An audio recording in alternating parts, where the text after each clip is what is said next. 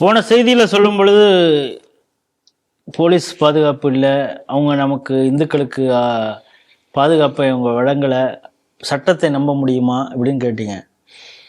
சரி, இதுக்கு என்ன சொல்யூஷன் அப்படின்னு பார்க்கும் பொழுது நம்ம ஒவ்வொரு செய்தியாக வரதே நம்ம அந்த அடிப்படையில் தான் வச்சுருக்கோம். அதற்கான சொல்யூஷனை நேற்று புதுக்கோட்டையில் அமித்ஷா சொல்லியிருக்கார். 2026 எப்பாடுபட்டாவது கண்டிப்பாக இந்த திமுகவை ஆட்சி கட்டிலிருந்து அகற்ற வேண்டும்.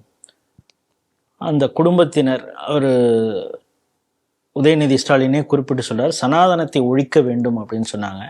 கோர்ட்டு உத்தரவு கொடுத்தும் நம்மளால் தீபம் ஏற்ற முடியவில்லைங்கிற அந்த விஷயத்த சொன்னார்.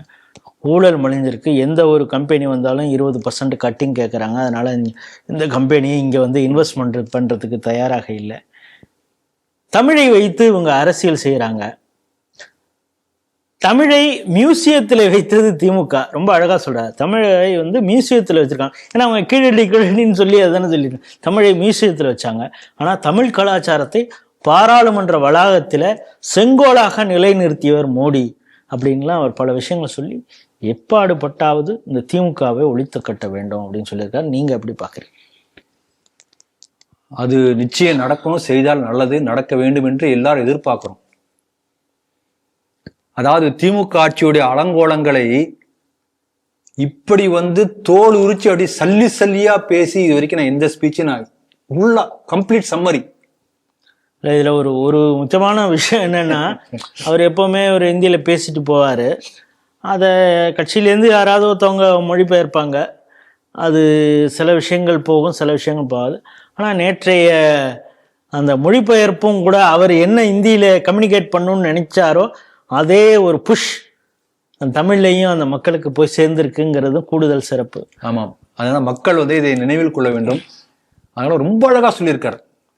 அந்த திமுக ஆட்சியினுடைய இத்தனை ஆண்டு கால அந்த நிர்வாக திறமையின்மை, ஊழல் அத்தனையும் பட்டியலிட்டு ஒரு பெரிய சம்மரி மாதிரி ரொம்ப அழகா கொடுத்திருக்காரு. இதை விட தெளிவாக சொல்லவே முடியாது. அந்த கருத்தை ஒவ்வொரு பாஜக தொண்டரும் ஒவ்வொரு கிராம மக்களுக்கும் போய் சொன்னாவே போதும். இது முதல் விஷயம். அதே போல தமிழ் தமிழ் என்று சொல்லி தமிழை அழித்திருக்கிறார்கள் திமுககாரர்கள். தொடர்ந்து நம்ம பல பேர் சொல்லிக் கொண்டே இருக்கிறோம். பாரதியார் ஒரு இடத்துல சொல்லுவார், மெல்ல தமிழ் இனி சாகும்னு சொல்லுவார். அது வந்து திமுக நினைச்சுதான் சொல்லியிருப்பார் நினைக்கிறேன். திமுக ஆட்சியில தமிழ் செத்து கொண்டிருக்கிறது, தமிழ் வாழ்க என்று கலெக்டர் ஆபீஸ்லயும் மேயர் ஆபீஸ்லயும் கார்பரேஷன் ஆபீஸ்லயும் அந்த நியான் லேம்ப் அந்த குளோ பண்ணக்கூடிய ஒளி விளக்கில் மட்டும் தமிழ் வாழ்ந்து கொண்டிருக்கிறதே தவிர நடைமுறையில் அந்த இது வைக்கிறதுக்கும் கான்ட்ராக்ட்ல கமிஷன் வாங்கி கொண்டிருக்கிறார்கள். 10%, 20%, 30%. நடைமுறையில தமிழ் பேசவே தெரியல, தமிழ்ல ஃபெயில் ஆகிக்கிறான், தமிழை வந்து இங்கிலீஷ்ல எழுதுறாங்க, எழுதினதை படிக்க தெரியல. நாம அந்த பல இடத்துல டியூஷன் சென்டர் நடத்திட்டு இருக்கோம். அங்க அந்த குழந்தைங்களுக்குலாம் வந்து சமய வகுப்பு தேர்வு நடத்தினோம் போன வருஷம். அதுக்கு நான் இன்விஜிலேட்டரை நான் கூப்பிட்டு தாங்க போயிருந்தேன். எல்லாருக்கும் வினாத்தாள் கொடுத்துருக்கோம். 9ஆம் கிளாஸ் படிக்கக்கூடிய பையன் வச்சுட்டு பேசாம இருக்கான். என்ன ஏன் பேசாம இருக்க கேட்டேன். படிக்க தெரிஞ்ச படிச்சு காமிச்சிருங்க சார் அப்படிங்க. ஏன் நீயே படினா படிக்க தெரியல, 9ஆம் கிளாஸ். இப்படிதான் தமிழ் இருக்கிறது. வந்து அந்த 9ஆம் வகுப்பு வரை அவன் தமிழ் படித்துக் கொண்டிருக்கிறான், எப்படி பாஸ் பண்ணான்னு தெரியாது. அப்ப பாஸ் பண்ணுவதற்காக வந்து பள்ளிக்கூடமா, கத்துக்கிறது பள்ளிக்கூடமா? பாஸோ ஃபெயிலோ அதை விட்டுருங்க, சொல்லி தரணும்ல. இடைநிற்றலை ஒழிப்பதற்காக திராவிட மாடல் கண்டுபிடிச்சதுதான். ஆகவே தமிழ் வந்து உண்மையில செத்து கொண்டிருக்கிறது. தமிழை காப்பாற்றணும்னா திமுகவோ இந்த திராவிட கழகமோ இந்த திராவிட முன்னேற்ற கழகமோ திராவிடன் மாடல் அரசுகளோ போனால் மட்டும்தான் தமிழ் காப்பாற்றப்படும். தமிழ் வளர்ந்து கொண்டிருப்பதே, இப்போதைக்கு காத்து கொண்டிருப்பதே பாஜக அரசு, மோடி அரசு தான். தெளிவா அழகா சொல்லிட்டார் அவர். அதனால எப்படியாவது வந்து இந்த திமுக அரசு வந்து வீழ்த்தணும் என்று ஒரு பெரிய ஒரு கோரிக்கை வச்சிருக்காரு. அதுல அந்த எப்படியாவதுங்கிற வார்த்தைக்கு ரொம்ப ஒரு சிக்னிபிகண்ட் வேர்ட், ரொம்ப முக்கியமான ஒரு வார்த்தையை நான் பாக்குறேன். ஏன்னா இன்னைக்கு பாத்தீங்கன்னா பரவலாக தமிழ்நாடு முழுக்க வந்து திமுக மீது எதிர்ப்பு மனநிலை எல்லா மக்கள்கிட்டயும் இருக்கு, எல்லா தரப்பு மக்கள்கிட்டயும் இருக்கு. ஆனால் அந்த திமுக எதிர்ப்பு மனநிலை ஓட்டாக மாற்றக்கூடிய அளவுக்கு ஸ்ட்ராட்டஜி எந்த கட்சிகிட்டையும் இல்லை. அப்ப திமுக எதிர்ப்பு வாக்குகளை ஒன்றாக சிதறாமல் சேகரித்தால் மட்டுமே திமுக வீழ்த்த முடியும். அதுதான் இதுல வந்து முக்கியமான ஒரு அவர் இன்ஹரண்டா சொல்லியிருக்காரு, உள்ளுக்குள்ளார பொருள் அதுதான். அப்ப முன்னால ஒரு பெரிய சேலஞ்சு பாத்தீங்கன்னா தமிழக வெற்றி கழகம். நிச்சயம் ஒரு பெரிய சேலஞ்ச், அதையெல்லாம் மீறணும். அப்ப எடப்பாடியினுடைய ஒரு நல்ல ஒத்துழைப்பு இருக்கணும். இதெல்லாம் இருக்கு.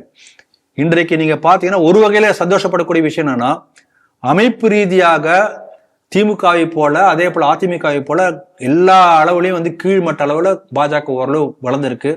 எல்லா மண்டல், பஞ்சாயத்து, ஒன்றியம் எல்லா இடத்துலயும் கொண்டு போயிருக்காங்க கட்சியை. அமைப்பு வந்து நல்லா வலுப்பெற்று இருக்கு. பூத் அளவில் கூட பல இடத்துல கமிட்டி போட்டிருக்காங்க, நம்ம பார்க்க முடியுது. ஆனா வெறும் அமைப்பு மட்டுமே உங்களுக்கு வெற்றி கிடைக்காது இல்லையா? பாருங்க, அடுத்து மேற்கு வங்கத்துல வெற்றி பெற முடியும் என்று சொல்றாங்க அப்படின்னு என்ன அர்த்தம்னா, அந்த அளவுக்கு களப்பணி ஆற்றிக் கொண்டிருக்கிறார்கள். இப்ப பாத்தீங்கன்னா நந்திகிராம்ல நடந்த கோஆபரேட்டிவ் எலெக்ஷன்ல ஸ்வீப் 9 இடங்கள்ல பாஜக, டிஎம்சி, காங்கிரஸ், கம்யூனிஸ்ட் 0. அவங்களே முன்கூடிய ஃபீலர் மாதிரி முன்னாலேயே பார்க்க முடிகிறது. ஆனா அதே போல விசிபிளாக களப்பணியில வந்து பாஜகவுடைய அந்த பல்ஸ் நமக்கு இது வரைக்கும் தெரியல. ஒரு முனைப்போட இருக்கிற மாதிரி நம்ம கண்ணுக்கு தெரியல.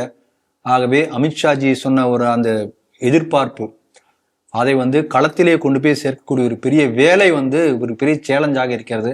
ஏன்னா நீங்க சொன்ன போல முதல் செய்தியிலே சொன்னீங்க, இன்னும் பல பல கவர்ச்சிகரமான அறிவிப்புகள் வரும், பணம் விளையாடும், குவார்ட்டருக்கு மேல குவார்ட்டர் வந்து ஆஃப் ஃபுல்லு எல்லாம் வரும், இன்னும் என்னென்னமோ வரும். இத்தனையும் தாண்டி மீடியா கூடிய அரக்கத்தனமான ஒரு பிரச்சாரம், திரும்ப திரும்ப பொய் சொல்லி எது உண்மை பொய் தெரியாம குழப்பக்கூடிய ஒரு தன்மை, இத்தனையும் மீறி மக்களை போய் நீங்க ரீச் ஆகணும். ஏன்னா உங்களுக்கு வந்து என்ன சொல்லுவாங்கன்னா, the word of mouth is it has more power than anything என்று சொல்லுவார்கள். இப்ப நான் போய் உங்ககிட்ட ஒன்று சொன்னேன்னு வச்சுக்கோங்களேன், அது வந்து உங்களுக்கு புரியும். ஒரு பேப்பர்ல படிக்கிறத விட, டிவியில பாக்குறத விட, எனக்கு தெரிஞ்ச ஒருத்தர் வந்து என் காதுல சொல்லக்கூடியதை நான் I will give the value. அப்ப என்ன பண்ணணும், ஒவ்வொரு வீடு வீடாக போய் இந்த செய்தியை சொன்னால் மட்டுமே இது ரீச் ஆகணும் ஒவ்வொரு இடத்துக்கும். அப்படிப்பட்ட ஒரு பெரிய வேலை, பிரம்மாண்டமான வேலையை செய்யக்கூடிய பொறுப்பு பாஜக கட்சிக்கு இருக்கிறது. அதை செய்தால் நிச்சயம் அமித்ஷாஜி சொன்னது போல அந்த இது பழிக்கக்கூடிய வாய்ப்பு இருக்கிறது. இப்ப இந்த விஷயத்துல எனக்கு ஒரே ஒரு குறையாக எனக்கு மனசுல தோன்றது என்னன்னா, ஒரு காமன் எதிரியை வீழ்த்தணும்னா எல்லாரும் ஒன்றும் சேரணும் அப்படிங்கிறது. இப்போ அந்த காலத்தில் வந்து கருணாநிதியை எப்படியாவது வரக்கூடாது அப்படிங்கிற ஒரே ஒற்றைக்குள்ள 2 துருவமாக இருந்த ஜெயலலிதா, விஜயகாந்த் அப்படிங்கிற 2 துருவமாக இருந்தவர்களையும் ஒன்றிணைத்துல மிகப்பெரிய பங்கு சோ அவர்களுக்கு இருந்தது. விஜயகாந்தே சொல்லும் பொழுது, எனக்கு அந்த அம்மாவை பற்றி தெரியும், ஆனால் சோ சார் சொல்லியிருக்காருங்கிறதுக்காக நான் கூட்டணியில் சேர்ந்தேன் அப்படின்னு. அவர் மீது இருக்கக்கூடிய அவருக்கு இதனால எந்த பர்சனல் பெனிஃபிட்டுங்கிறது ஒன்றும் இல்லை, அந்த ஒரு தீமையை ஒழிக்க வேண்டுங்கிறதுக்காக சேரணும்னு சொன்னார். இப்போ அது போன்ற ஒரு ஆள் இப்போ பாமக குடும்பத்தில் பிரச்சனை இருக்குது, இப்போ விஜய் தனியாக நிற்கணும்னு நினைக்கிறார். இவங்களையெல்லாம் ப்ளஸ் எடப்பாடி கிட்ட சில பிரச்சனைகள் இருக்குது, தாவேக்க இவங்க டிடிவி தினகரன் இருக்கார், ஓபிஎஸ், இங்கே எல்லாரையும் ஒன்று சேர்க்கக்கூடிய ஒரு பொட்டன்ஷியலான ஒரு அவர் ஜேர்னலிஸ்டாக இருக்கலாம், இல்லை ஒரு தலைவராக இருக்கலாம், யாரும் இல்லை அப்படிங்கிற ஒரு குறையும் ஒன்று இருக்கு. ஒரு வெற்றிட நிச்சயமாக இருக்கிறது, கண்கூடா தெரியுது. பார்ப்போம், காலம் ரொம்ப குறைவாக தான் இருக்கு. அதற்குள்ள சரி பண்ணக்கூடிய ஏதாவது ஒரு முயற்சி பாஜக எடுத்தால், ஒரு ஜி.கே. வாசன் அதற்கான முயற்சி செய்கிறாரு. அது எந்த அளவிற்கு ஃப்ரூட்ஃபுல்லாக அமையும் அப்படிங்கிறது போக போக தான் தெரியும். போக தெரியும்.